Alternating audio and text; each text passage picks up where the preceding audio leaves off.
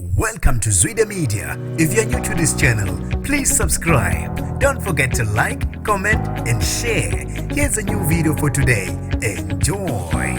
Wehlise amaphaphu kubalandeli bakhe uMasoja Msiza aka ngKuzebomvu from uZalo olidlala Monday to Friday ku SABC 1 olithandwa ke izinkumbi zabalandeli emva ukuthi ke bese kuthiwa ushonile. Sanibonani nginibingelele ngiphinde nginamukele kuphina kuphi ke la inibola khona le video. Manje ngokuqala isijona lelikhasi wamukele. Igama lami ngusibonga konke wakandwandwe. Mothanda ke ungangibiza ngentatheli ka YouTube.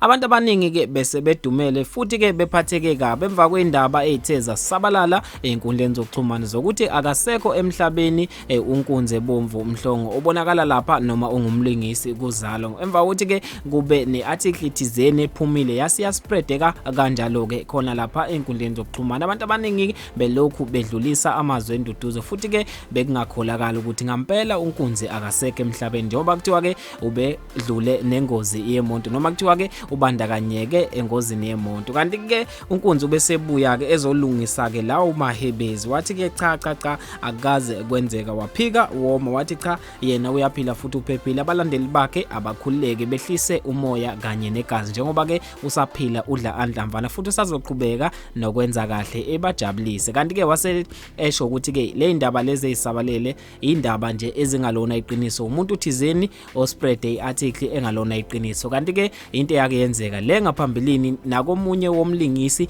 owayilingisa kwisibaya unkabinde kanti ke uNkunzi ke uthi abantu nje abanamona abazama ke ukumdicelela isithunzi sakhe phansi futhi ke uyazi ukuthi abantu abafisa ukuyifanisa naye noma kunjalo ke uthi ngeke belunge kuyena yena uzoqhubeka nokuba humble eqhubeke ejabulisa abantu enze yona imisebenzi yakhe le emihle ayenza kuZalo. Kanti ke Ubaleke washiya ngisho Isithunzi umculi wodumo lengoma ethi ke amalukuluku UDLADLA MSHUNQISI lapho bekune strike khona samaciko ke ebesibanjwe endaweni ke yaseThekwini. Kanti ke lapho bezwakalisa khona ukungenami kwabo emva kwesikhathi eside bethi uhulumeni akabanakeli yababukelela sekuyisikhathi eside ke kuyi lockdown futhi ke bona bazange babhekelelwa la eminye yemkhakha yezamabhizinisi mayivula kodwa bona ke indaba yabo ayikaze yanako bakhethe ukuthi ke bezwakalise nami kwabo ukuthi ke bebambe imashi bevale umgwaqo lapho ke ogcina sekufika khona ngisho ke amaphoyisa ezobahlakaza ke ngehluku ngesandla esithe ukuqina kancane. Wabonakala yena ke uDLADLA ebaleka ngendlela eyisimanga. Abantu abaningi ke